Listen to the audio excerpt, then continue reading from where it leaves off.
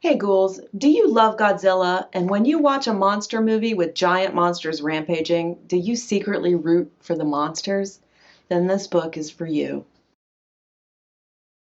Hey ghouls, welcome to the book Crypt. Today we're talking about Kaiju Preservation Society by fellow Ohio author John Scalzi. This is the story of Jamie Gray. He is an executive at a food delivery app that's a DoorDash ripoff called Food Mood.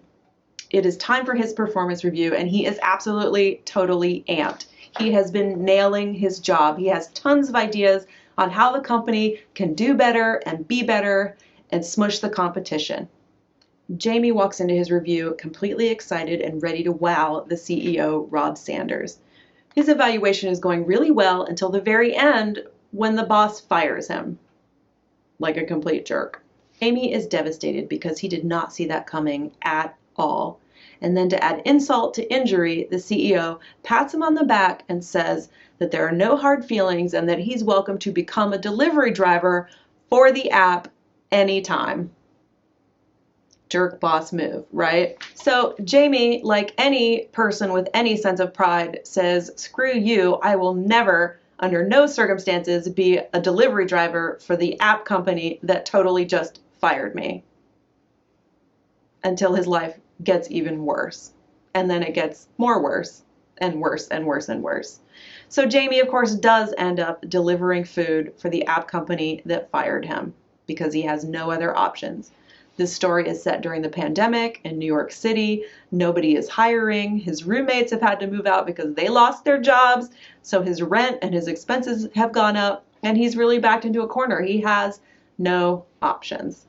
So he has to swallow his pride and start delivering food for the horrible company that fired him. And then worse, he finds out that the CEO, Rob, actually did use all of the ideas that Jamie gave him in his employee evaluation. He stole those ideas and they did work. They made the company more profitable.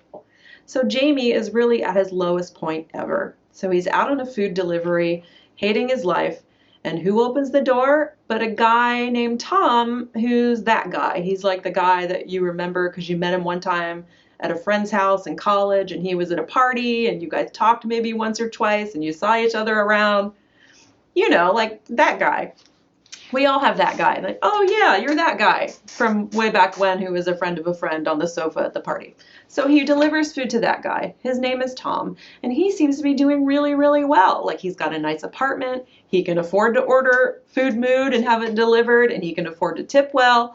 Things seem to be going very well for Tom, which just throws Jamie's situation into stark relief.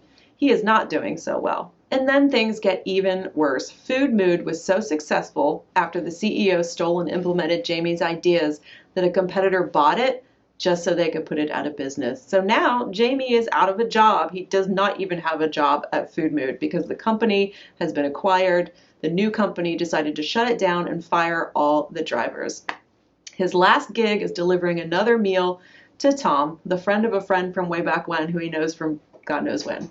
So Tom opens the door and Jamie's life is about to change because Tom says, you know what? Are you interested in a job for my company? Like the work is a little crazy and it's dangerous and you have to be away from home for months at a time.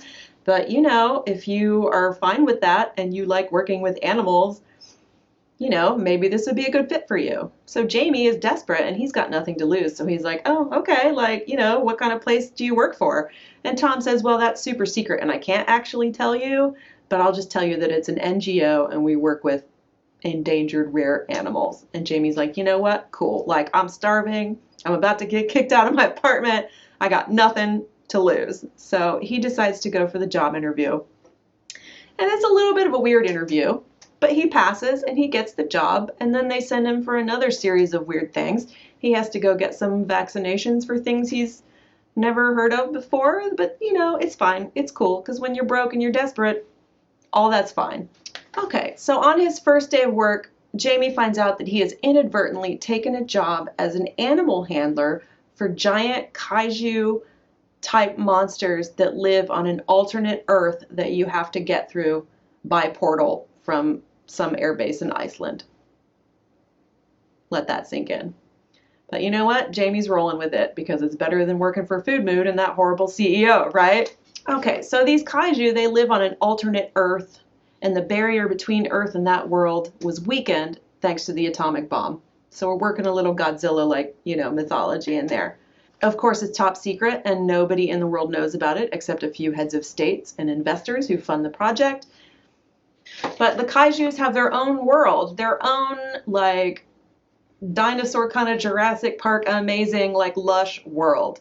They're not like, popping through the portal to like step on cities and things like that, usually. But that world still poses some sort of danger to Earth because of the barrier between the worlds and the radiation and atomic energy, et cetera, et cetera. I won't get into it, but John Scalzi does a really nice job with the science. And if you're a science geek, I think you'll really like it. I don't want a spoiler. I will say that when Jamie arrives on this new world, we get to follow him around and experience the kaiju and the universe and the science of how it all works. But there are problems brewing. There's actual danger that could destroy the kaiju and that could potentially destroy the Earth as well if things aren't managed properly. But no spoilers. Now, if you're sitting here thinking, why did you spend so much time talking about Food Mood and a food delivery app if this book is about kaijus on some other alternate Earth? Well, it's because there's a reason for that. Because all of it comes full circle, no spoilers, because it's a very clever, very well-written book.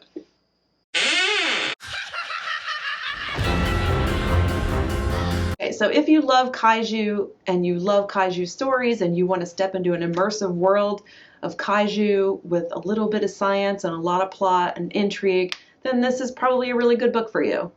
You will like this.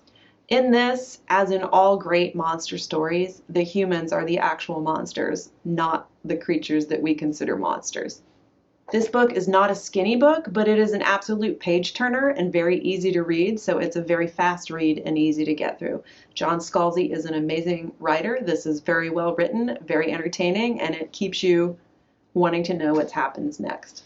Okay, so I am not the only one who thinks this book is fantastic. I'm going to put on my granny glasses so I can accurately read the list of awards that Kaiju Preservation Society has been nominated for, and in my mind, all nominated for a good reason, because it's a fantastic book.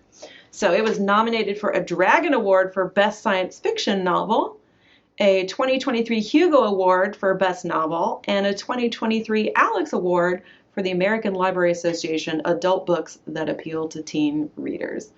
So if you love kaiju, highly recommend. Also, if you like this book, and I think you will, John Scalzi has an amazing back catalog, and he has several other books that are also fresh takes and have this funny kind of same vibe, including Red Shirts, which if you like Star Trek, you already kind of know what that's about and why it's going to be funny. And he has a new book coming out called Starter Villain.